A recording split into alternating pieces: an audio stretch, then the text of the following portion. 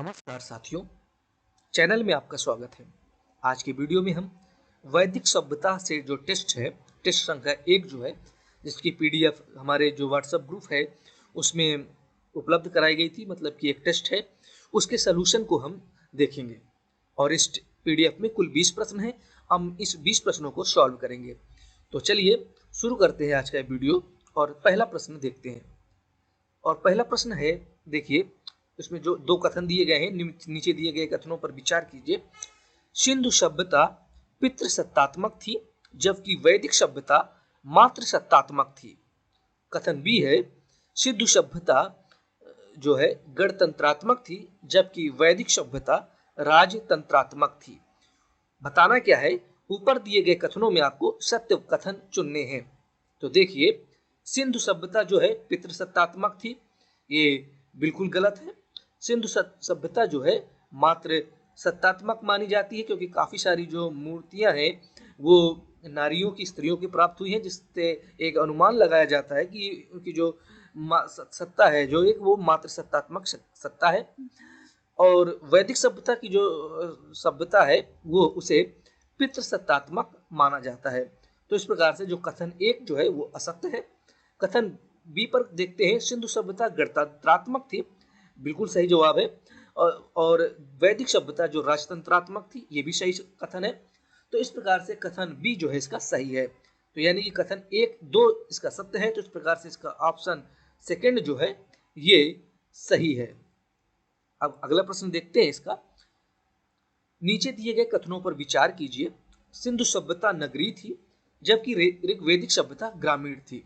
तो इस कथन को देखें तो सिंधु सभ्यता नगरीय थी, बिल्कुल सही जवाब है। और ऋग्वैदिक सभ्यता ग्रामीण थी, ये भी सही है। तो कथन 1 तो जो है सही है। कथन बी पर नजर डालें। सिंधु सभ्यता के लोग मूर्ति पूजा करते थे जबकि ऋग्वैदिक सभ्यता के लोग मूर्ति पूजा नहीं करते थे।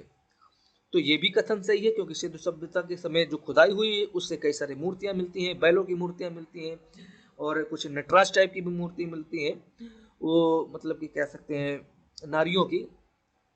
तो इससे पता चलता है कि वो मतलब कि वो मूर्ति पूजा करते थे। तो यानी कि इसके जो इस प्रश्न के दोनों कथन सत्य हैं। तो इस प्रकार से इसका जवाब विकल्प 3 है वो सत्य है। ठीक है, अगले प्रश्न की ओर बढ़ते हैं। प्रश्न संख्या 3 है, नीचे दिए गए विकल्पों में से किस देवता का संबंध ऋग्वैदिक काल से नहीं है? इंद्र, अग्नि, वरुण, विष्णु। तो इसका सही जवाब है बच्चों विष्णु। विष्णु का संबंध ऋग्वैदिक काल से नहीं है, इनका संबंध उत्तर ऋग्वैदिक काल से है। ठीक है, आपको पता है कि ऋग्वैदिक काल को 2 भागों में बांटा गया है, एक ऋग्वैदिक काल, उत्तर ऋग्वैदिक काल। ठीक है, ऋग्वैदिक काल को आप अगर आप कंफ्यूज हो रहे हैं तो वैदिक सभ्यता मतलब वैदिक काल से समझ सकते हैं। तो इस प्रकार से इसका ऑप्शन डी सही है। अगला प्रश्न देखते हैं। प्रश्न संख्या 4, ऋग्वैदिक कालीन राजनीतिक व्यवस्था की सबसे छोटी इकाई क्या थी? ऑप्शन दिए गए हैं आपके सामने, ग्राम, विषि, जन, कुटुंब।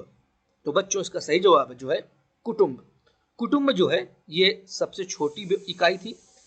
कुटुंब से ऊपर बढ़ेंगे तो ग्राम थी, और कई सारे ग्राम मिलके विष का निर्माण करवाते थे, विष बनते थे, और विष से फिर जन का निर्माण होता था। ठीक है, अगर सबसे बड़ी इकाई की पूछ ले तो जन है। अगला प्रश्न है, यानी कि इस प्रकार से इसका जो ऑप्शन डी है सही है। अगला प्रश्न है, गोप किस राजनीतिक व्यवस्था का प्रधान होता था?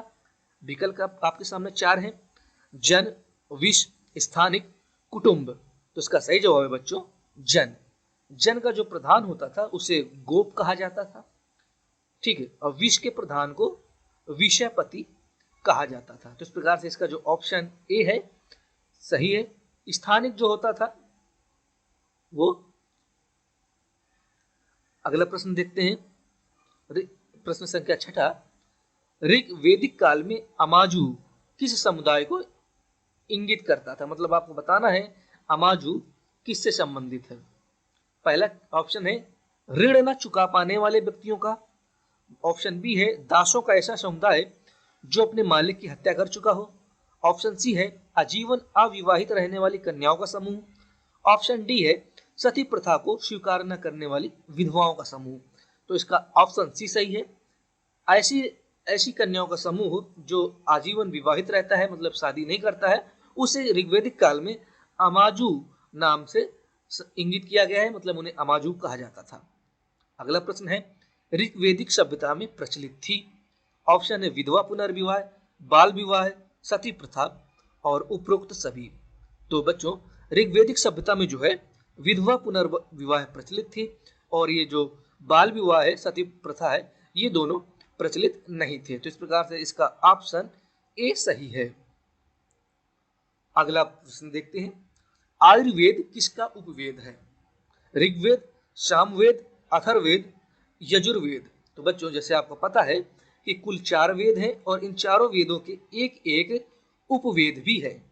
ठीक है, तो पहले इस प्रश्न में है आयुर्वेद किसका उपवेद है? तो आयुर्वेद बच्चों ऋग्वेद का उपवेद है। तो इस प्रकार से इसका ऑप्शन ए जो है सही है।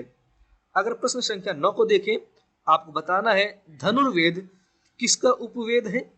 तो इसके ऑप्शन वही जो 4 वेद हैं, देख लीजिए, और इसका सही जवाब है बच्चों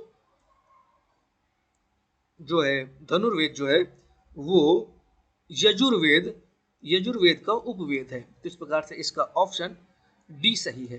ठीक है, अगला प्रश्न देखते हैं, गंधर्व वेद किसका उपवेद है? ऑप्शन वही जो 4 वेद हैं, तो इसका सही जवाब है बच्चों सामवेद। सामवेद का जो है उपवेद जो है गंधर्व वेद है। ठीक है, इन तीनों वेदों के उपवेद के बारे में जान लिया। अब एक चौथा उपवेद बचा है जिसे अथर्ववेद कहते हैं। तो इसका उपवेद को कहा गया है शिल्प वेद। ठीक है, याद कर लीजिएगा। इस प्रकार से आपने चारों वेदों के उपवेद भी जान लिए। प्रश्न संख्या 11 देखते हैं, काम वासना से वशीभूत होकर कन्या व वर परस्पर आकर्षित होकर परस्पर सहवास करते थे, इस प्रकार के विवाह को क्या कहा जाता था? ऑप्शन है राक्षस विवाह, पिशाच विवाह, असुर विवाह, गंधर्व विवाह।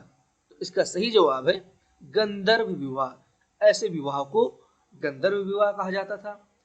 ठीक है, तो इस प्रकार से इसका जो ऑप्शन डी सही है। अगला प्रश्न देखते हैं, ऋग्वेद में गंगा का उल्लेख मिलता है 1 बार, 2 बार, 3 बार, अनगिनत बार। ठीक है, तो इसका जो सही जवाब है बच्चों, ऋग्वेद में जो है गंगा का 1 बार उल्लेख मिलता है। ठीक है, अगर पूछ ले सबसे ज्यादा बार किसका उल्लेख मिलता है, तो सबसे ज्यादा बार ओम का उल्लेख मिलता है। ठीक, ब्राह्मणों का उल्लेख 14 बार मिलता है। क्षत्रियों का उल्लेख, जो क्षत्रिय शब्द का उल्लेख, वो 9 बार मिलता है। प्रश्न 13 है, ऋग्वेदिक कालीन आर्यों को जानकारी नहीं थी। ठीक है, शिव, मरुत, इंद्र, सोम। तो बच्चों इसका सही जवाब है शिव। ठीक है, शिव को जो है उत्तर ऋग्वेदिक काल में मतलब कि ज्यादा महत्व मिला, लोग इसे पूजने लगे। तो इसका सही जवाब है ऑप्शन ए, तो शिव इसका सही जवाब है। प्रश्न संख्या 14 देखते हैं, जादू टोना तथा तंत्र मंत्रों का संग्रह मिलता है ऋग्वेद, यजुर्वेद, सामवेद और आपका जो चौथा ऑप्शन है अथर्ववेद। तो बच्चों इसका सही जवाब है अथर्ववेद। अथर्ववेद में ये सब मतलब ये जादू टोना तथा तंत्र मंत्रों का उल्लेख मिलता है। चलिए अगला प्रश्न देखते हैं, ऋग्वेद में उल्लिखित शतुद्री, देखिए ये शतुदरी लिखा है लेकिन ये है ऐसे शतुद्री है, वधु, नदी, यज्ञीय पशु, इनमें से कोई नहीं। तो बच्चों जो ऋग्वेद में जो शतुद्री है ये एक नदी का नाम है। तो इस प्रकार से जो इसका ऑप्शन बी जो है सही है। और अगर इसके वर्तमान नाम की बात करें तो जो शतुद्री या शतद्री यह जो है सतलज नदी का जो है प्राचीन नाम है। और अन्य नदियों के भी पूछ लेता है प्राचीन नाम। जैसे कि अगर आपसे पूछ ले कि झेलम नदी का प्राचीन नाम क्या है, ऋग्वेदिक नाम क्या है, तो झेलम नदी का जो है वो प्राचीन नाम जो है